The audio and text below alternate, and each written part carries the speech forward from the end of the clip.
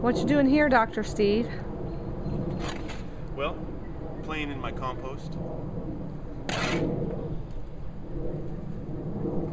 It's black, full of leaf mold, avocado pits.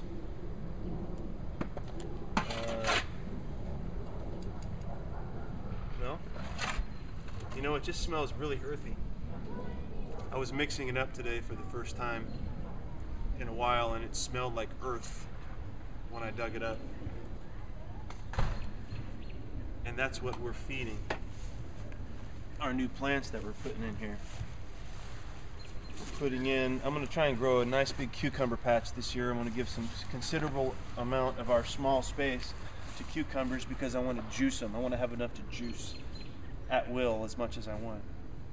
And these are the bush type. I've got a small area, so I'm growing bush type, so they only go 2 feet in either direction. And I know I probably pushed the limit a little bit and planted them a little close together, but I think they're going to be good. We got them from Davis Nursery a couple of days ago on the corner of 10th and Springdale. They've got a lot of stuff there, a lot of awesome plants. The plants all really looked good. So anyway, I went with bush type, and then the thing is with this straight 8 version and with the pickling version, they climb or they crawl a little more. So with the pickling, that makes those really small ones, that makes the little pickles. And it says plant these like 5 to 6 feet apart in full sun. 6 feet apart. So that means they climb or they crawl. So these, what I'm going to do is I'm going to try and grow them up vertical instead of on the ground, although I know they like to be on the ground. So I'm going to clear these kale plants out that weathered the storm from last year. Whoops.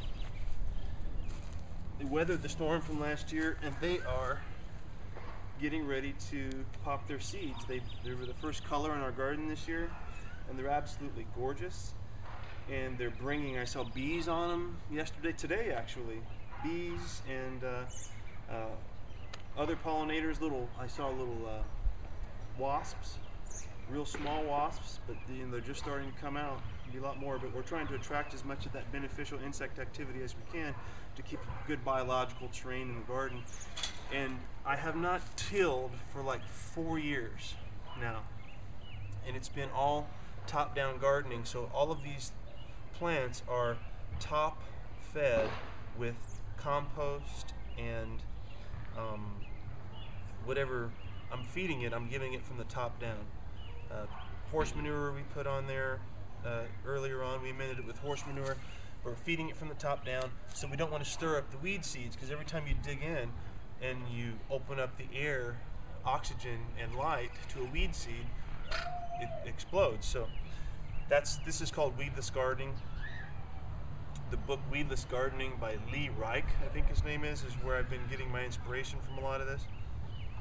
But it's very important, I think, to preserve the biological terrain of the soil, because every time I've planted one of these plants, I've had to deal with like at least 5 and up to 10 earthworms in the hole that I made to plant the plant. So I know that they're aerating it, and I know that they're eating what's in the soil, and they're pooping out nutrients for the plant. So it's the perfect biological system.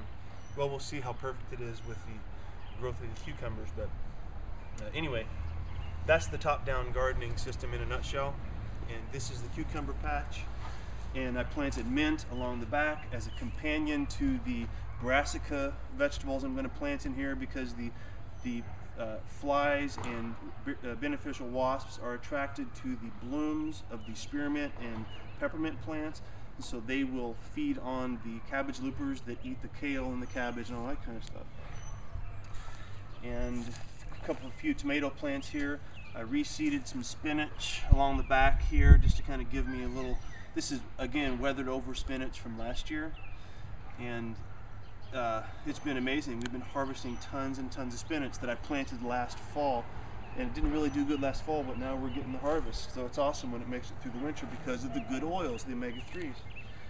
And again, another patch of spearmint and tomato plant, and then we got zucchini squash here, yellow straight neck on this side, and on the other side of the collards I planted the regular zucchini plants, and these are the collards that I saved the seed. I'm going to let them go to seed and see if I can save the seed and see if they're viable for next year, see if I have a good genetic strain that I can use and save year after year after year to become extremely sustainable or totally sustainable.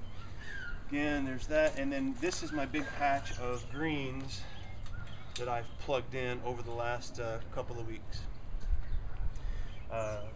Curled parsley, a little patch of that to add in addition to, if you can pan over there real quick, into that last patch of parsley that I planted last year that still is going crazy gangbusters.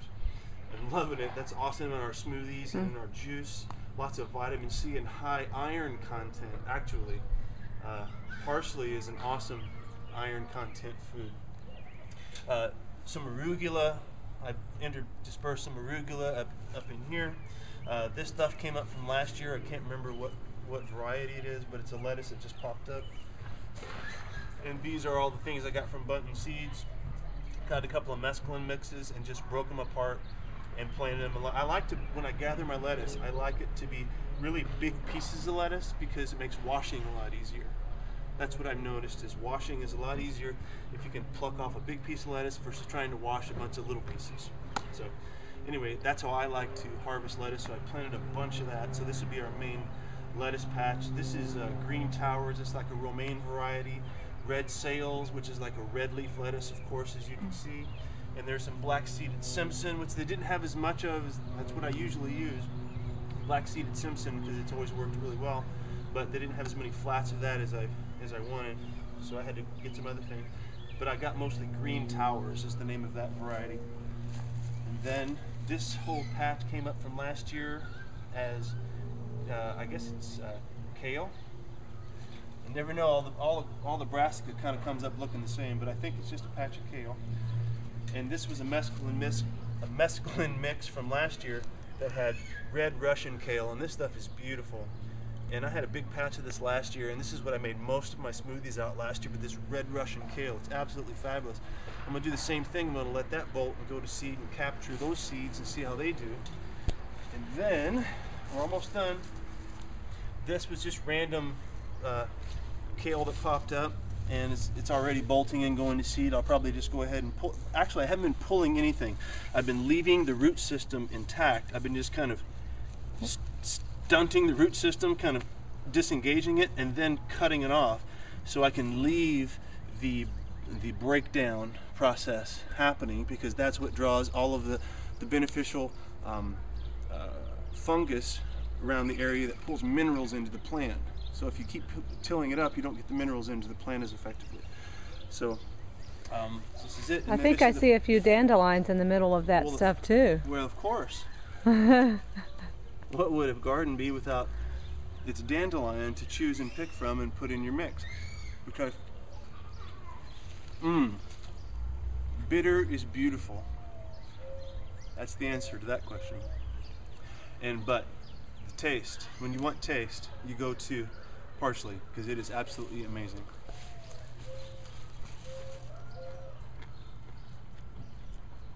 It's incredible. I can't believe that it's wasted just decorating people's plates in restaurants, because it is one of the most healing and amazing foods on the planet.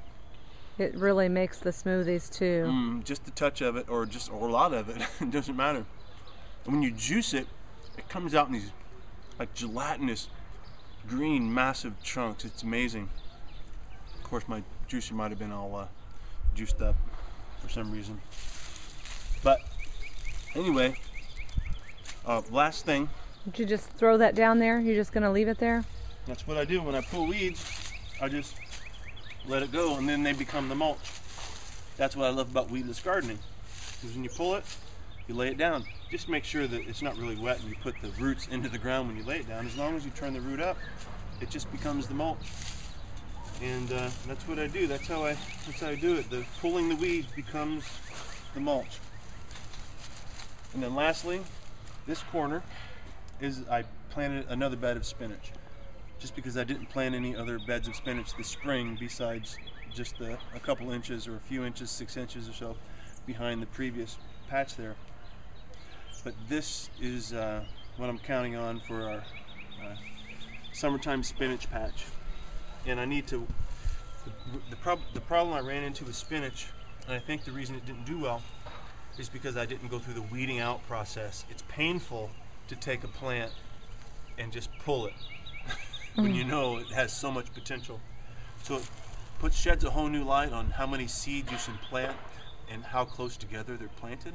Because if it's a good year, they're all coming up.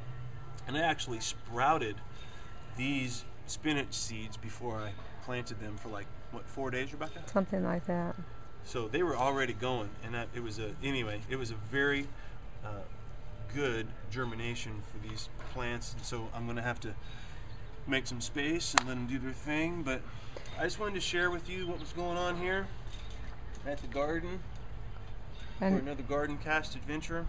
So and anyone who has a yard can do this, no matter how large or small the scale. This is not a lot of square foot. It's just so nice not to have to go and buy spinach at the grocery store, top dollar organic spinach, when you can have it in your own yard. So, in the tradition of farm aid, stop factory farms and grow your own. We'll see you next time on the Core Wellness TV show. So keep thinking good thoughts, eating good food, and most of all, keep gardening.